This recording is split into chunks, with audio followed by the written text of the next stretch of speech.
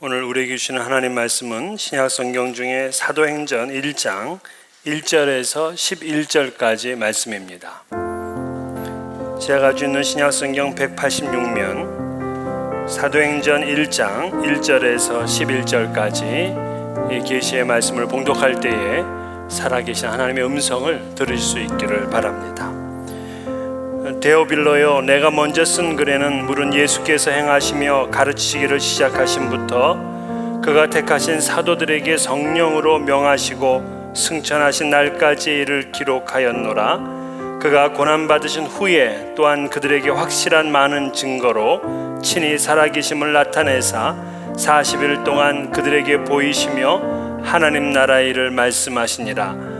사도와 함께 모이사 그들에게 분부하여 이르시되 예루살렘을 떠나지 말고 내게서 들은 바 아버지께서 약속하신 것을 기다리라. 요한은 물로 세례를 베풀었으나 너희는 몇 날이 못되어 성령으로 세례를 받으리라 하셨느니라. 그들이 모였을 때에 예수께 여쭈어 이르되 주께서 이스라엘 나라를 회복하심이 이때니이까 하니 이르시되 때와 시기는 아버지께서 자기의 권한에 두셨으니 너희가 알 바 아니요 오직 성령이 너희에게 임하시면 너희가 권능을 받고 예루살렘과 온 유대와 사마리아와 땅끝까지 이르러 내 증인이 되리라 하시니라.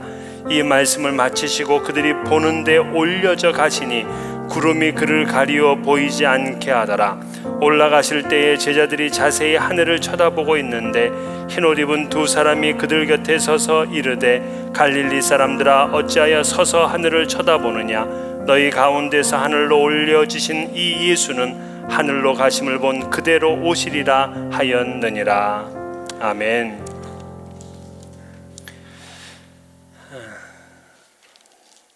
다음에 두 부류의 사람들이 누구를 말하는 것인지 한번 생각해 보십시오. 한 부류의 사람들은 예루살렘 다락방에서 문을 닫고 자물쇠로 잠그고 빗장을 지르며 떨고 있는 사람들입니다. 그들은 절망했고 지난 3년 동안 자신들이 쫓았던 모든 것들이 모래성처럼 무너지는 것 같은 그런 실망을 하고 당혹하였습니다. 극도로 비참한 지경에 이르렀습니다. 또 한 부류의 사람들은 동네와 회당으로 가서 그들이 듣고 본 것을 용감하게 전하였습니다. 그러다 매도 맞고 협박도 당하고 옥에 갇히기도 하였지만 어떠한 공권력과 권위로도 그들의 입을 막을 수는 없었습니다.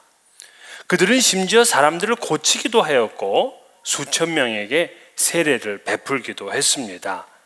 그들에게 두려움이란 찾아볼 수가 없었고 그들의 믿음으로 세상을 정복하겠다는 혁명적인 투지로 가득 차 있었습니다. 한 부류의 사람들은 겁장이고 또 한 부류의 사람들은 대단히 용감한 사람들이죠.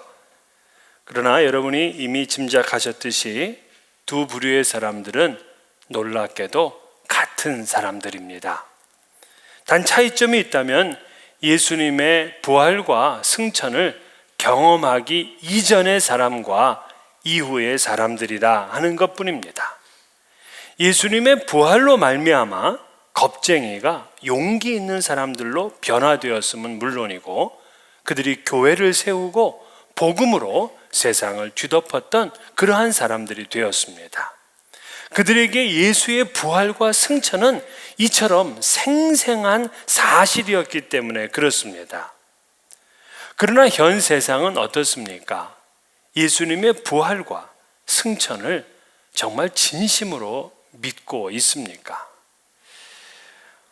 오래전에 인기를 모았던 영화 E.T.가 있습니다. 많은 어린이들에게 꿈과 환상의 세계로 그렇게 인도한 그러한 영화라고 할 수가 있습니다. 하지만 이 영화의 배우의 스티븐 스필버그 감독의 간교한 꾀가 이 속에 담겨져 있습니다. 그는 유대인이면서도 반기독교도죠. E.T.를 통해서 예수 그리스도의 성육신과 부활과 승천을 비꼬고 있는 영화가 바로 E.T.입니다. 영화 속에서 이 외계인이 지구에 내려와서 여러 가지 놀라운 이적을 보여주다가 다시 고향별로 돌아가게 되는데, 바로 이것이 뉴 에이지 사상을 갖고 있는 스필버그가 예수를 외계인으로 그렇게 묘사한 영화입니다. 이 영화 속에 담긴 사상이 그런 거죠. 이처럼 세상 사람들은 예수 그리스도의 부활과 승천, 이거를 하나의 신화처럼, 그냥 이거는 요정들의 이야기처럼 그렇게 다루고 있습니다. 근데 이보다 더 안타까운 것은 뭐냐면, 예수의 부활과 승천을 믿고 있는 신앙인들조차도 그 참된 의미를 발견하지 못하고, 그리고 그 능력을 따라 살지 못한다는데 이 문제가 있습니다. 여러분들은 어떻습니까? 예수님의 부활, 그리고 그 부활의 능력 가운데 지금 살고 있습니까? 부활이란 죽음에서 다시 사는 것이거든요. 죽음에서 다시 산다는 것을 믿는다면 그가 세상에 두려워할 것이 무엇이 있겠습니까? 죽음에서 다시 산다면 무엇이 염려스러운 것이 있겠습니까? 아브라함은 죽은 자를 살리시는 하나님을 믿었기 때문에 그 독자 이삭을 번제로 드리라 하는 그 하나님의 명령에도 그대로 순종했어요. 왜? 내가 아무리 죽여도 하나님께서 다시 살리실 것을 믿는데 무엇이 드리는 것이 아깝고 무엇이 염려가 되겠습니까? 부활의 능력으로 산다는 것은 이만큼 담대하게 용기 있게 세상을 산다는 이야기예요. 부활은 이 구약 성경 이미 예언자들을 통해서 많이 예언이 되어 있는 그러한 내용입니다. 실제 예수님께서도 이 땅에 계시면서 여러 번 당신의 죽음과 부활에 대한 말씀을 하셨습니다. 만약에 부활이 없었다면 그 예수 그리스도의 이야기는 다 거짓말이 되는 거고요. 그를 믿고 있는 우리들도 전부 다 어떤 거짓의 공모자가 되는 것입니다. 기독교는 거짓의 환상 위에 세워진 공중 누각과 같은 것이 됩니다. 그렇기 때문에 부활은 기독교의 가장 확실한 기초며 신앙의 내용이며 본질이며 근본이다, 그렇게 말할 수가 있습니다. 그래서 초대교회는요, 성탄절보다도 부활절에 더 큰 의미를 두었습니다. 여러분, 4개의 복음서에 예수님의 탄생 이야기는 2개밖에 없어요. 그러나 부활 이야기는 각 복음서마다 전부 다 기록을 하고 있습니다. 그러면 도대체 예수의 부활과 승천은 어떤 의미가 있길래 이렇게 사람들을 변화시킬 수 있었는가 하는 것을 오늘 말씀을 드리려고 합니다. 첫째, 부활의 의미를 말씀드리기 전에 예수님의 신분을 3단계로 말합니다. 선제, 비하, 승귀, 이 3가지입니다. 여러분이 잘 아셔야 되는 단어들입니다. 한번 따라해 볼까요? 선제, 비하, 승귀.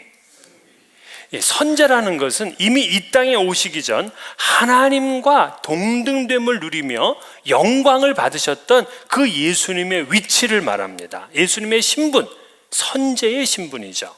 근데 그분이 이 땅에 비하하셨어요. 그래서 성육신, 그리고 순환을 당하시고 십자가에서 죽으시고 무덤에 장사 지내심, 이런 모든 것들은 그의 비하의 신분을 나타냅니다.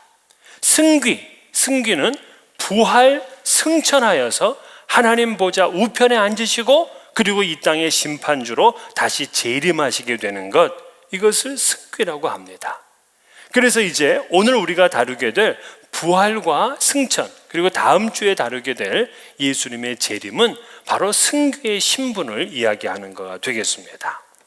그럼 예수님의 부활은 어떤 의미가 있느냐? 예수님의 부활에서 찾을 수 있는 의미는 너무나 많습니다. 그러나 오늘은 2가지만 정리해서 말씀을 드리면, 예수님의 부활은 예수께서 하나님의 아들이심을 증명한 사건이 됩니다. 유대인들에게 십자가에 달려 죽었다 하는 것은 하나님의 저주를 받았다 하는 이야기입니다. 그건 왜냐하면 율법에 그렇게 기록이 되어 있어요. 신명기 21장 23절에 보게 되면 나무에 달려 죽은 자마다 하나님의 저주를 받은 것이니라. 즉 십자가에 달려 죽었다면 그거는 하나님의 아들이기는커녕 하나님의 저주를 받은 것입니다. 하지만 예수 그리스도의 십자가의 죽음은 하나님의 저주를 받은 것은 사실이지만 그것은 우리를 대신해서 받은 사랑의 발로에서 나온 거예요. 즉 예수님께서는 인간의 몸을 입으신 그 순간 인간의 죄악된 운명, 그리고 인간의 하나님께로부터 당해야 될 저주, 그 모든 것을 다 감당하신다는 이야기입니다. 이것이 사실 제자들과 당시 예수님을 따랐던 모든 사람들에게 고민이었어요. 예수님은 이 땅에 계실 때 하나님의 아들이라는 증거를 받았습니다. 세례를 받고 올라오실 때 하늘에서 소리가 나기를 이는 내 기뻐하는 자요 사랑하는 아들이다. 분명히 하나님께서 내 아들이라 하고 그렇게 인정을 하셨다고요. 뿐만 아니라 풍랑이 있는 그 장면에서 예수님께서 무리를 걸어오시고 그리고 잔잔케 하시는 그 모습을 보면서 제자들은 예수님을 하나님의 아들이요 하고 그렇게 고백을 했습니다. 또 유명한 고백인 이 도마도 예수님을 그렇게 고백을 했다고요. 나의 주님, 나의 하나님이라. 그러나 왜 이렇게 하나님의 아들이 십자가에 처참하게 죽고 말았느냐 하는 것이 제자들에게는 굉장히 큰 숙제였고, 이 문제가 해결되지 않았기 때문에 그들은 다락방에서 꽁꽁 숨어 지낼 수밖에 없었습니다. 그러나 예수님의 부활로 말미암아 그는 이 세상에 누구도 이루지 못한 사망 권세를 깨트리시고 승리하시는 승리자가 되셨어요. 이것이 바로 그분이 하나님의 아들이라는 증표라 하고 바울은 말한 겁니다. 로마서 1장 4절에 죽은 자들 가운데서 부활하사 능력으로 하나님의 아들로 선포되셨으니 곧 우리 주 예수 그리스도시니라. 즉 바울은 예수 그리스도께서 하나님의 아들로 선포되신 이유가 무엇이냐? 그분이 부활로 증명하셨기 때문이다 이렇게 말한 거예요. 그러므로 부활하신 예수님을 만났던 제자들은 예수님이 하나님의 아들이시라는 사실을 확신할 수가 있었습니다. 그래서 윌리엄 바클레이는 부활하신 예수님의 나타나심은 경배를 요구하는 것이다. 실제로 부활하신 예수님을 만났던 여인들은 예수의 발을 붙잡고 경배를 했어요. 갈릴리에 있던 제자들도 엎드려 예수님을 경배를 했습니다. 그렇습니다. 예수님의 부활의 첫 번째 의미는 그분이 바로 하나님의 아들이시며 우리의 경배를 받으시기에 합당하신 분이시라는 사실을 보여주고 있는 거예요. 두 번째는 이 부활은 사망의 무능력을 증명한 것입니다. 그동안 사탄은 사망으로 세상을 지배해 왔습니다. 인간은요, 절대적인 한계 상황이 바로 죽음이죠. 죽음은 인간의 모든 것을 그치게 합니다. 그래서 이 죽음은 그 누구도 해결할 수 없는 총체적 공포였습니다. 사도 바울 자신도 오라 나는 곤고한 사람이로다, 이 사망의 몸에서 누가 나를 건져내랴 하며 절규하던 때가 있었습니다. 그러나 이 죽음의 권세가 예수 그리스도의 부활로 인해서 이 무력해지고 깨지고 말았던 것입니다. 한번 비밀이 깨지게 되면 그 다음에는 감당할 수가 없잖아요. 여러분, 달나라에 인간이 착륙하기까지는 수십만 년, 수백만 년이라는 시간이 걸렸습니다. 그러나 46년 전에 아폴로 11호 닐 암스트롱이 그 달에 착륙한 이후부터 지금은 달나라 가는 게 그렇게 어려운 일이 아니라고요. 의학에 있어서도 마찬가지입니다. 과거에 이 천연두, 마마는요, 무서운 전염병이었습니다. 그러나 페니실린이 발견되며 미리 예방을 하게 되므로 이제 천연두는 이 지구에서 없어진 전염병이 되었습니다. 지금은 그 균을 찾으려면은 미국하고 러시아 냉장고에 가야 있습니다. 처음 것이 깨어지게 되면 그 다음은 자연스럽게 깨어지게 돼 있는 거라고요. 그래서 예수님께서 고린도전서 15장 20절, 이제 그리스도께서 죽은 자 가운데서 다시 살아나사 잠자는 자들의 첫 열매가 되셨도다 그랬습니다. 예수께서 죽음을 무기력하게 만드셨기 때문에 그 예수를 믿는 하나님의 사람들은 역시 죽음에서부터 승리할 수 있는 승리자가 되는 겁니다. 그래서 그리스도인들은요, 죽음도 두려워하지 않아요. 그래서 너무 안 죽으려고 하는 것도 믿음이 없는 거야. 그렇잖아요? 죽어도 다시 사는 그런 부활을 믿는다면 우리의 죽음이 무슨 무서움이냐고요. 실제 그 사형 집행인에게 제가 말을 들어봤는데요, 그 사형 집행인들이 항상 그 사형수를 만나잖아요. 근데 그 사형수들의 마지막을 보게 되면 예수를 믿는 사람과 안 믿는 사람은 너무나 큰 차이가 난답니다.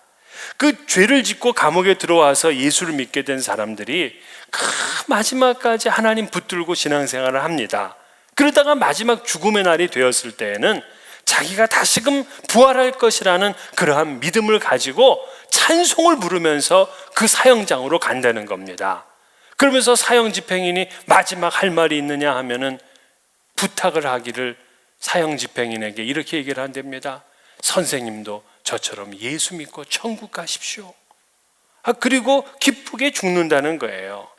그러나 이 세상에서 악랄하게 살다가 남을 그렇게 공포에 떨게 했던 그러한 사람들도 자기가 죽음 앞에 오게 되면 그렇게 무서워한답니다. 그러면서 사형 집행장까지 가는데 어떤 사람들은 오줌을 싸기도 하고, 그리고 그들이 발걸음이 처벅처벅 걷습니까? 큰 발 하나하나 이렇게 밀면서 간대요. 밀면서. 왜? 조금이라도 좀 늦춰보려고 말해요. 하지만 주님께서 부활의 첫 열매가 되셨어요. 그래서 우리는 죽어도 다시 살고 살아서 믿는 자는 영원히 산다는 사실을 믿으시기를 바랍니다. 로마서 4장 25절에 예수는 우리가 범죄한 것 때문에 내줌이 되고 또한 우리를 의롭다 하시기 위하여 살아나셨느니라 그랬어요. 아무리 흉악한 죄인이라도, 심지어 가족을 상처 주고 가족을 팔아버린 사람조차도, 간음하고 살인한 사람조차도 예수 그리스도 안에 있게 되면 의롭다 여김을 받게 됩니다. 이것이 놀라운 은혜며 놀라운 축복인 거죠. 우리가 주님 편에 서기만 하면 반드시 우리는 승리하게 되어 있습니다. 예수님께서 요한복음 16장 33절에 세상에서는 너희가 환난을 당하나 담대하라, 내가 세상을 이겼노라. 세상의 임금이었던 사탄의 권세를 우리 주님께서 무너뜨렸기 때문에 주님 편에 있는 사람은 반드시 세상 임금 사단의 권세로부터도 등이 승리할 수 있게 되는 것입니다. 이것이 바로 부활의 참된 의미라 할 수가 있어요. 그 다음은 승천입니다. 예수님께서 40일 동안 이 땅에 계시다가 사람들이 보는 앞에서 승천을 하셨습니다. 어떤 이들은 구름 타고 올라갔다라고 하지만 정확한 표현이 아니죠. 주님이 올라가시고 나니까 구름이 가리웠다, 그렇게 얘기를 하고 있습니다. 그러나 분명한 것은 그 당시에 500명의 성도들이 예수님이 직접 하늘로 올라가시는 것을 가시적으로 보았습니다. 그러면 이 승천이라는 것은 어떤 의미가 있느냐 하면은, 첫 번째는 그분이 지금도 살아계셔서 지금도 우리를 다스리고 계신다 하는 그런 의미가 있어요. 그러니까 예수님의 부활과 승천은 과거 오래전에 있었던 한 가지 사건이다, 그거로 끝나면 안 되는 것이죠. 지금도 그분이 살아계신다는 메시지가 바로 승천입니다. 그래서 성경의 말씀을 과거의 이야기로 듣는 것이 아니라 오늘의 말씀으로 그렇게 읽는 게 중요해요. 그래야 역사가 나타나거든요. 이 말씀을 내가 지금 나에게 주시는 말씀으로 받아들일 때 이 말씀은 그 사람 속에서 역사를 이루고 그 믿음을 더욱더 진보시키게 하는 거거든요. 사도 바울이 그랬습니다. 사도 바울은 부활하신 주님을 만났다, 그렇게 말을 해요. 그러면 정말 그가 부활하신 주님을 만났나요? 고린도전서 15장에 보게 되면 부활장이잖아요. 그 부활장에 예수님의 부활을 목격한 사람들의 명단을 기록하고 있습니다. 이렇습니다.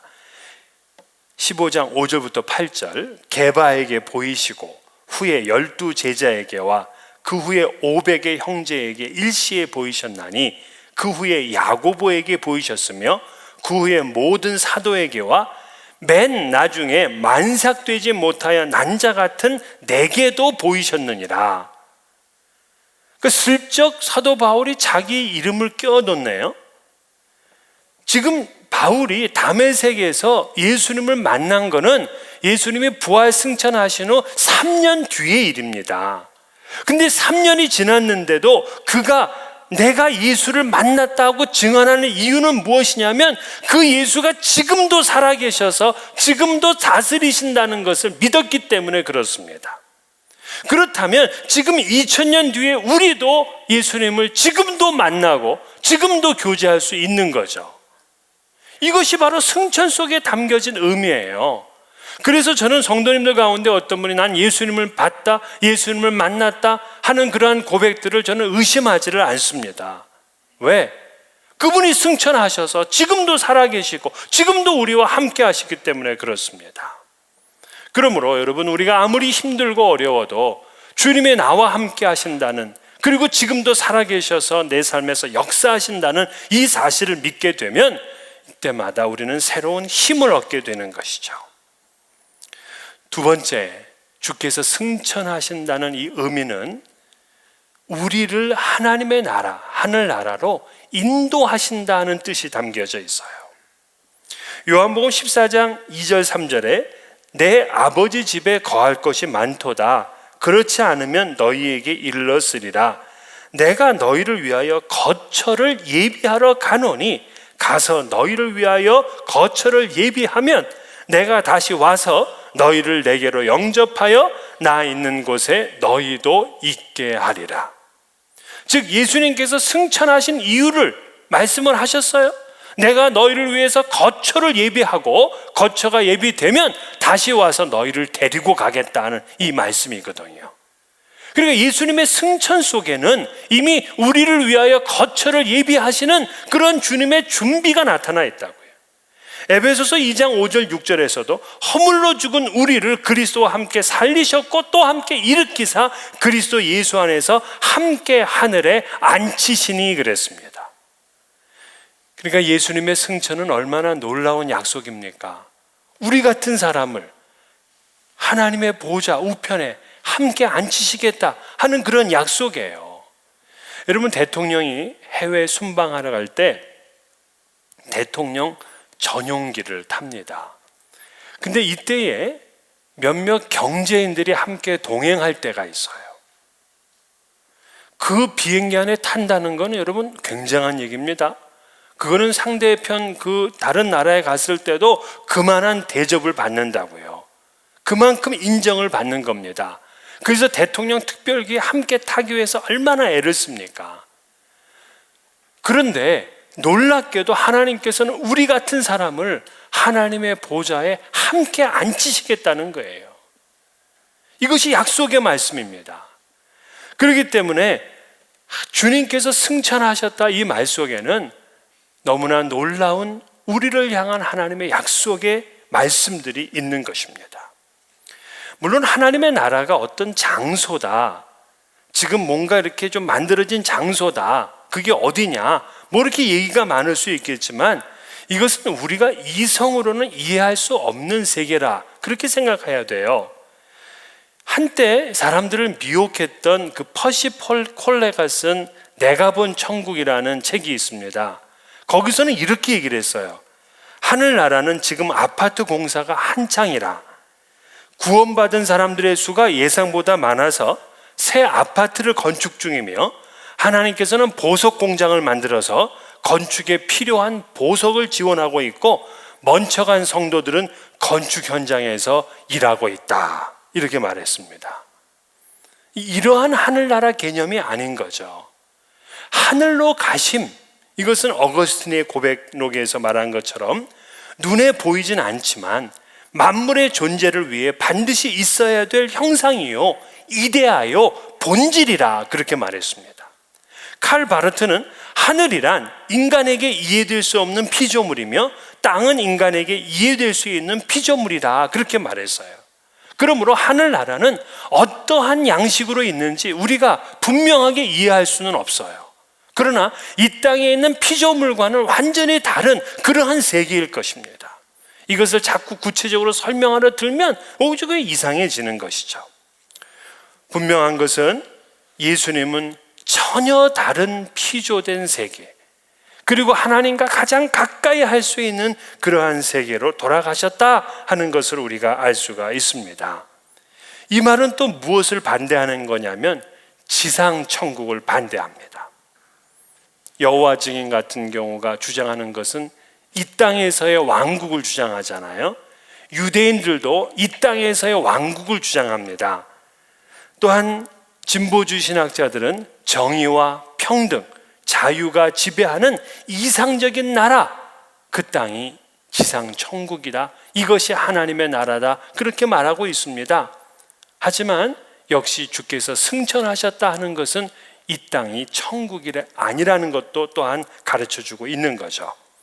분명한 것은 하나님이 온전히 다스리시며 하나님의 얼굴을 가장 가까이 볼 수 있는 그곳, 우리들의 앞서간 성도들이 지금 있는 그곳, 그 영적 세계, 바로 하나님의 나라입니다. 그곳으로 주님께서는 우리를 인도해 가실 것입니다. 오늘 본문 속의 제자들은 부활하신 예수님, 승천하신 예수님을 동시에 경험했어요. 그러면 이 순간에 주님께서 제자들에게 딱 한 가지 명령을 하셨는데, 그 명령은 너희가 이 일의 증인이 되어라 하는 말씀이에요. 유명한 말씀이잖아요. 8절, 오직 성령이 너에게 임하시면 너희가 권능을 받고 예루살렘과 유대와 사마리아와 땅 끝까지 이르러 내 증인이 되리라. 증인은 보고 듣고 체험한 것을 반드시 말하게 되어 있습니다. 입을 다물고 있으면 그거는 증인으로서 마땅한 자격이 있는 게 아니죠. 그러므로 이 2000년 된 제자들이 부활과 승천을 경험해서 그들이 주님의 복음을 증거하는 증인으로 살았다면, 오늘 2000년 뒤에 우리도 예수의 부활과 승천을 믿고 그렇게 경험한 사람들이라면 역시 우리도 전해야 되는 것이죠. 세상의 많은 사람들은 부활하시고 승천하신 주님을 모르기 때문에 어둠 가운데 살 수밖에 없습니다. 그러나 우리는 이 모든 것을 알림으로 인하여서 그들을 빛의 세계로 인도하고 땅끝까지 이르러 주님의 증인이 되는 귀한 하나님의 사람 될 수 있기를 주의 이름으로 축원합니다.